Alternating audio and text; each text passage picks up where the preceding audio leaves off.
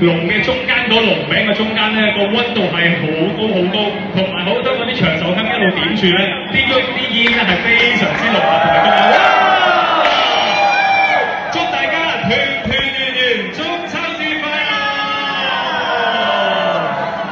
哇，其實咧我哋而家見到咧，我哋呢一個67米嘅火龍啦，咁啊佢哋啱啱咧就完成咗呢一個嘅打龍餅呢個喜結。喂，大家留意下條龍尾啊嚇！係好多有咩睇？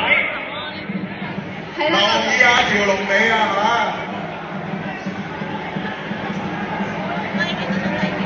個龍尾咧將會有啲好特別嘅表演啊！哇！